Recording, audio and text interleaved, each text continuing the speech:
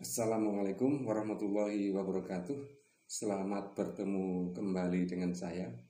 Semoga kalian semua dalam keadaan sehat walafiat dan tetap semangat untuk belajar.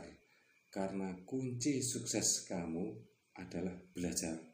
Belajar dengan giat. Untuk kali ini saya akan sampaikan materi tentang pidato persuasif. Kita ikuti materinya sampai dengan akhir. Ayo. Bismillahirrahmanirrahim. Kita memulai pembelajaran pada kesempatan kali ini, yakni pidato persuasif untuk pertemuan pertama. Ini adalah materi pembelajaran Bahasa Indonesia SMP kelas 9 semester 1.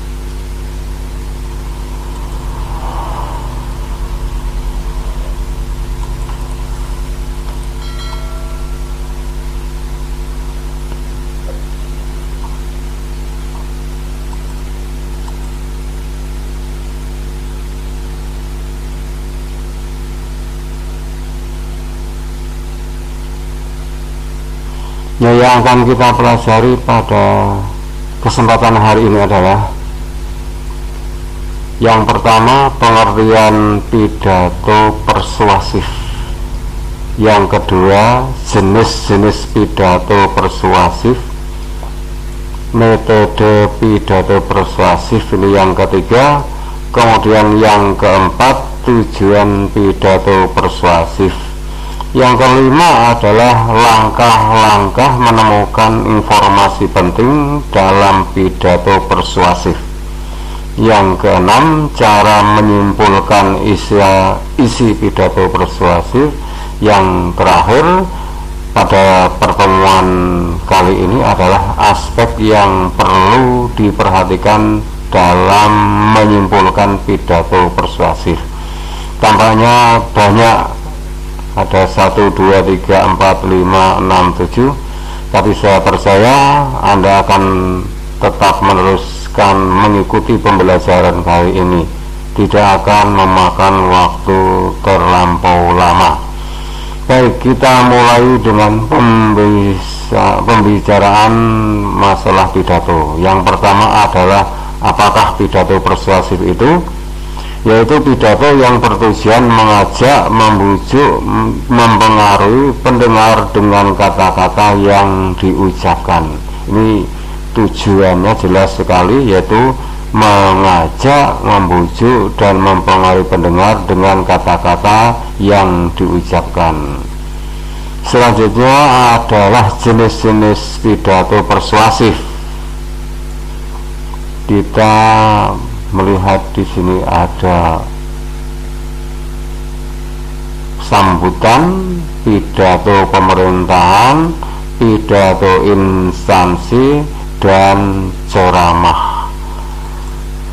Selanjutnya kita akan bahas satu-satu dari keempat yang tadi kita bicarakan. Ada sambutan, pidato instansi, saya ulang, sambutan, pidato pemerintahan, pidato instansi, ceramah.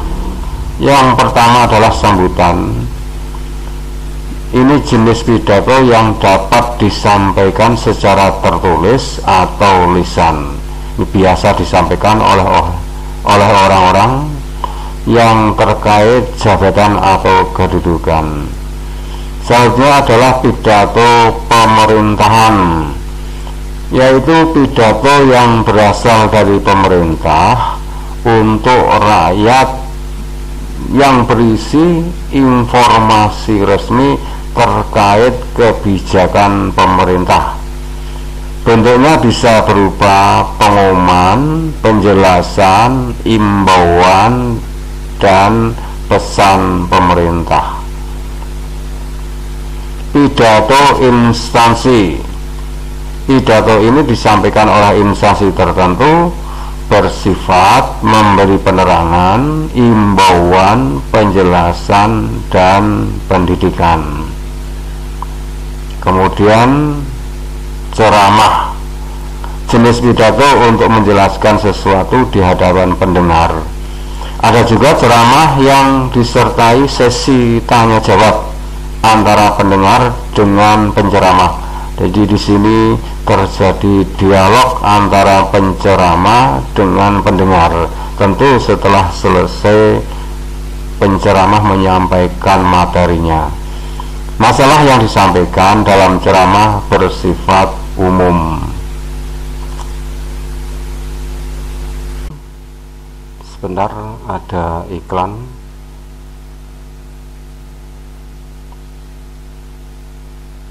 Ya, saya ucapkan terima kasih yang sudah subscribe video saya.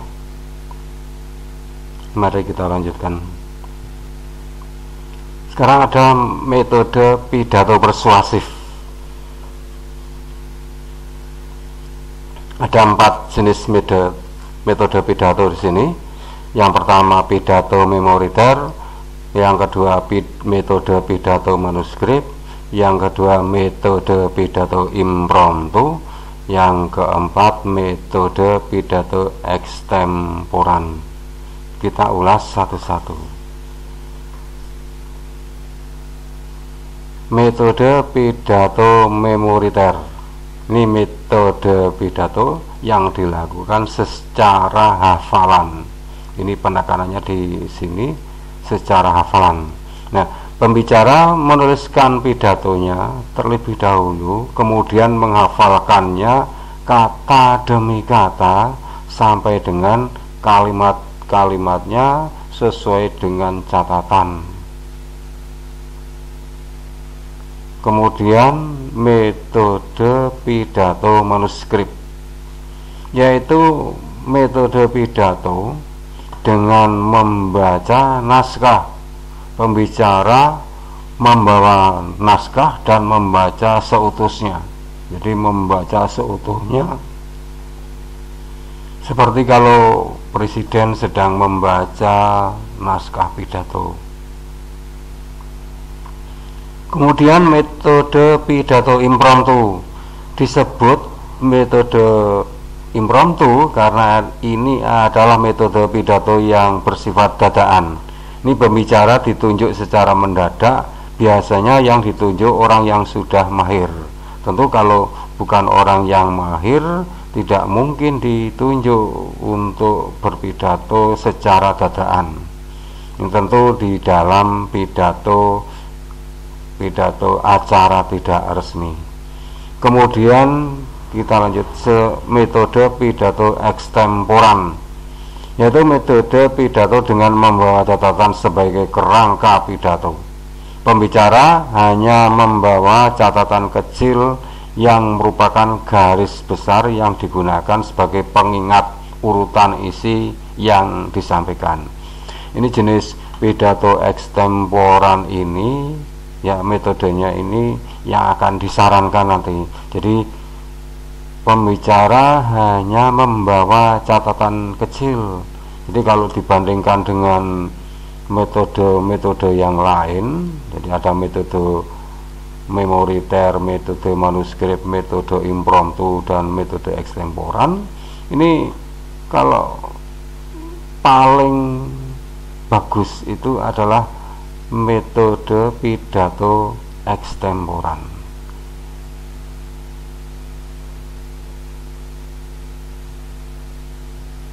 Kita lanjut tujuan pidato persuasif, yaitu menyampaikan informasi, meyakinkan pendengar, menghibur pendengar, ya, ini kurang R.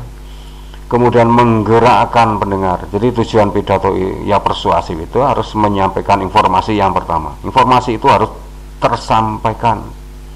Di samping memberikan informasi, tentu seorang pidato itu harus bisa meyakinkan pendengar bahwa apa yang disampaikan itu adalah benar. Kemudian ada pula menghibur. Jadi pidato yang bersifat menghibur pendengar. Kemudian ada lagi yang menggerakkan pendengar. Ini persuasif semuanya, ya. Menghibur pendengar, menggerakkan, meyakinkan, memberikan informasi. Kemudian bagaimana menyampaikan informasi? Menyampaikan informasi agar pendengar memahami. Jadi di sini bagaimana menyampaikan informasi itu, ya pendengar bisa memahami apa yang disampaikan. Oleh karena itu, orang yang berbeda itu harus tahu bagaimana cara agar pendengar itu bisa memahami masalah yang disampaikan.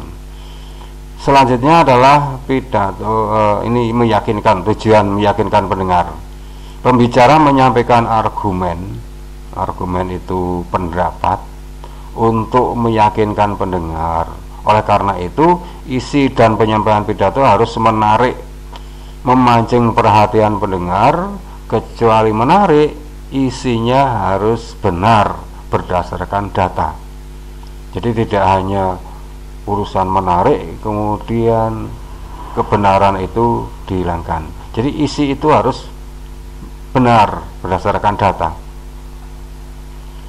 Selanjutnya, pidato menghibur pendengar. Pidato ini berisi humor. Ya, namanya menghibur, itu bisa menggunakan humor, bisa menggunakan lelucon. Tentu lelucon yang sederhana. Kalau lelucon yang berlebihan itu bukan pidato lagi. Ya. Di samping ada tujuan awal pidato ini, jadi tujuan awal, jadi kecuali pidato ini berisi humor dan lelucon sederhana, ini hanya sebagai sampiran, tidak melupakan tujuan awal pidato, yaitu membujuk, mengajak, dan mempengaruhi pendengar melalui kata-kata yang disampaikan. Yang berikutnya, menggerakkan pendengar. Pidato bersifat menggerakkan pendengar. Yang diharapkan, pendengar melakukan sesuatu yang diinginkan pembicara. Menggerakkan pendengar adalah tujuan akhir pidato persuasif. Jadi misalnya menggerakkan itu bagaimana dengan kata-kata orang yang berpidato itu, pendengar itu melakukan sesuatu keinginan berdasarkan apa yang didengar dari penceramah. Selanjutnya kita akan lihat langkah-langkah menemukan informasi penting pidato persuasif. Ini langkah-langkahnya. Yang pertama, mendengarkan pidato secara keseluruhan dengan saksama. Jadi kalau tidak mendengarkan pidato secara keseluruhan dengan seksama, tentu tidak akan bisa menemukan informasi penting. Sama halnya kamu mengikuti materi ini, apabila tidak mengikuti dengan saksama, tentu Anda tidak akan mendapatkan informasi penting. Di samping mendengarkan secara keseluruhan, pendengar kita yaitu mencatat informasi penting yang didengarkan. Jadi hanya informasi yang penting saja yang dicatat, bukan semua dicatat. Yang berikutnya, menyimpulkan pesan dari informasi penting yang didengarkan. Jadi informasi penting tadi itu kemudian disimpulkan. Barangkali informasi-informasi penting ini masih berupa catatan kecil, masih berupa kata, klausa, kemudian dalam simpulan ini sudah berupa kalimat lengkap. Cara menyimpulkan isi pidato tadi, mendengarkan secara keseluruhan dengan saksama, ini harus. Kemudian mencatat pokok-pokok isi yang terkandung.